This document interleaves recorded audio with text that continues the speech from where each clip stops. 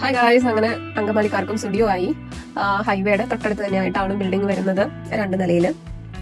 കൃത്യമായിട്ട് പറയുകയാണെങ്കിൽ നമ്മളുടെ അങ്കമാലി മാക്സിന്റെ ഒരു ഏകദേശം ഓപ്പോസിറ്റ് ആയിട്ടാണ് സ്റ്റുഡിയോന്റെ ബിൽഡിംഗ് വരുന്നത്. 2 ഫ്ലോറിലായിട്ടാണ് അത് സെറ്റ് ചെയ്തിട്ടുള്ളത്. ഗ്രൗണ്ട് ഫ്ലോറിൽ ലേഡീസിന്റെ ഐറ്റംസും അതുപോലെ ബേബി ഗേൾസിന്റെ ഐറ്റംസും ആണ് ഉള്ളത്. ടോപ്പ് ഫ്ലോറിൽ മെൻസിന്റെ ഐറ്റംസും അതുപോലെ ബേബി ബോയ്സിന്റെ ഐറ്റംസും ആണ് അറേഞ്ച് ചെയ്തിട്ടുള്ളത്. ഇനി ലേഡീസിന്റെ കാര്യം പറയുകയാണെങ്കിൽ ലേഡീസിന്റെ കുർത്തി, ജീൻസ്, ടോപ്പ്, പലാസോ, അത്യാവശ്യം വേണ്ട എല്ലാ ഐറ്റംസും അവരവിടെ കൊണ്ടുവന്നിട്ടുണ്ട്. അതുപോലെ മേക്കപ്പ് ഐറ്റംസും എല്ലാം തന്നെ ഉണ്ട്. ഷൂ, ചപ്പല്, ഒരുവിധം എല്ലാ ഐറ്റംസും അവരതിൽ ഗ്രൗണ്ട് ഫ്ലോറിൽ കൊണ്ടുവന്നിട്ടുണ്ട്. അതുപോലെ ടോപ്പ് ഫ്ലോറിൽ പോവുകയാണെങ്കിൽ സെയിം തന്നെ ജെൻസിന് വേണ്ടിയിട്ടുള്ള ഷർട്ട്, ജീൻസ്, ഷൂസ് തുടങ്ങിയ എല്ലാ ഐറ്റംസും ഉണ്ട്. പിന്നെ കളക്ഷന്റെ കേസ് പറയുവാണെങ്കിൽ കളക്ഷൻ ഇത്തിരി കുറവാണെന്ന് പറയാം. പക്ഷെ ഐറ്റംസ് കൂടുതലുണ്ട്. കുറച്ച് കളക്ഷൻ ഉള്ളെങ്കിലും ഐറ്റംസ് കൂടുതലുള്ളതായിട്ടാണ് എനിക്ക് ഫീൽ ചെയ്തത്. അതുപോലെ അത്യാവശ്യം നല്ല തിരക്കുണ്ട്. ഇത് ഓപ്പൺ ചെയ്തിട്ട് 1-2 ദിവസമേ ആവുന്നുള്ളൂ. അതിനുള്ളിൽ തന്നെ അത്യാവശ്യം ആളുകൾ വന്ന് പർച്ചേസ് ചെയ്ത് പോകുന്നുണ്ട്. പിന്നെ പാർക്കിങ്ങിന്റെ കേസ് ആണെങ്കിൽ വലിയ കുഴപ്പമില്ലാത്ത പാർക്കിങ്ങും അവർ കൊടുക്കുന്നുണ്ട്. 2 വീലറൊക്കെ ആണെങ്കിൽ സുഖമായിട്ട് വന്ന് പാർക്ക് ചെയ്യാവുന്ന ഒരു സൗകര്യം ഉണ്ട് അവിടെ.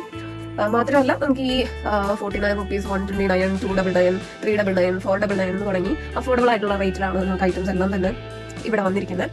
മെയിൻ ആയിട്ട് ഒരു ഡ്രോബാക്ക് എനിക്ക് തോന്നിയത് 2 ഫ്ലോറിലും ബില്ലിംഗ് കൗണ്ടർ ഉണ്ട്.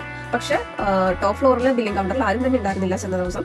ഗ്രൗണ്ട് ഫ്ലോറിലാണെങ്കിൽ ഒരു 4-5 കൗണ്ടറിൽ ആയിട്ടാണ് ഇവർ സെറ്റ് ചെയ്തേക്കണെങ്കിലും കൗണ്ടറിലേക്ക് പോകാനും കൗണ്ടറിൽ നിന്ന് തിരിച്ച് ബില്ലിംഗ് കഴിഞ്ഞിട്ട് പുറത്തേക്ക് വരാനുമായിട്ടുള്ള ആ ഒരു സ്പേസ് അറേഞ്ച്മെന്റ് ഒട്ടും സാറ്റിസ്ഫൈഡ് അല്ല. ഭയങ്കര റഷാണ് നമുക്ക് അവിടെ ഫീൽ ചെയ്യുന്നത്. കാരണം ഓൾറെഡി ക്യൂവിൽ നിൽക്കുന്ന ഒരാൾക്ക് ആ ബില്ലിംഗ് കഴിഞ്ഞിട്ട് പുറത്തിറങ്ങി വരാനും പറ്റില്ല, പുതിയൊരാൾക്ക് ക്യൂവിലേക്ക് കയറാനും പറ്റില്ല. അങ്ങനെ ഒരു വല്ലാത്തൊരു കോർണർ സ്പേസിലാണ് ഇവർ ബില്ലിംഗ് കൊണ്ടുവന്ന് വെച്ചിരിക്കുന്നത്. അപ്പൊ അതൊന്ന് ശ്രദ്ധിച്ചെങ്കിൽ കുറച്ചുകൂടി ഫ്രീ ആയിട്ട് ആളുകൾക്ക് പർച്ചേസ് ചെയ്ത് പോകാൻ പറ്റുമെന്ന് എനിക്ക് ഫീൽ ചെയ്തു. മാത്രമല്ല ഈ പറഞ്ഞ രീതിയിൽ വലിയ കുഴപ്പമില്ലാത്ത ഒരു കളക്ഷനും അതുപോലെ ആ ഒരു റേറ്റും കാര്യങ്ങളൊക്കെ ആയിട്ട് നല്ല രീതിയിൽ ഒരു സ്റ്റാർട്ടിംഗ് ആണ് അങ്കമാലി സ്റ്റുഡിയോന് കിട്ടിയിരിക്കുന്നത്. അതുപോലെ തന്നെ അങ്കമാലിക്കാർ ഇത് 2 കൈ നീട്ടി സ്വീകരിച്ചിട്ടുമുണ്ട്. മെയിൻ റോഡിന് തൊട്ടടുത്തായതുകൊണ്ട് തന്നെ ഈസി ആയിട്ട് ആക്സസ് ചെയ്യാൻ പറ്റും. പിന്നെ ഞാൻ കണ്ടതും അവിടെ വെച്ചിരിക്കുന്നതായിട്ടുള്ള ഐറ്റംസ് എല്ലാം നിങ്ങൾക്ക് ഈ വീഡിയോയിലൂടെ കാണാവുന്നതാണ്. ഇനി പോയിട്ടില്ലെങ്കിൽ ജസ്റ്റ് ഒന്ന് പോയി വിസിറ്റ് ചെയ്യാം. ഞാനും ആദ്യമായിട്ടാണ് ഒരു സ്റ്റുഡിയോയിൽ കയറുന്നത്. ഞാനും അത്യാവശ്യം ഒരു 1000 രൂപയ്ക്ക് അടുത്തുള്ള പർച്ചേസും ചെയ്തായിരുന്നു. നമ്മൾ ഓൺലൈനിലൊക്കെ കാണുന്ന സമയത്ത് കാട്ടിൽ കൊണ്ടുവന്ന് ഇട്ടിട്ടുള്ള സാധനങ്ങളൊക്കെ നേരിട്ട് നമ്മൾ കണ്ടു മേടിക്കുമ്പോൾ ഒരു വ്യത്യാസമുണ്ട്. അപ്പൊ ആ ഒരു വ്യത്യാസത്തിൽ ഞാൻ അതെല്ലാം പർച്ചേസ് ചെയ്യാണ് ചെയ്തത്. അപ്പോൾ എനിക്ക് അത്ര വർത്ത് ആയിട്ട് തോന്നിയില്ല.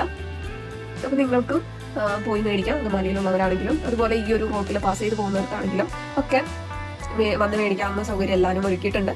അപ്പൊ ഇത്രയാണ് ഞാൻ ഈ സ്റ്റുഡിയോനെ പരിചയപ്പെടുത്താൻ ഉദ്ദേശിച്ചത്. അപ്പോൾ താങ്ക്സ് ഫോർ വാച്ചിങ്.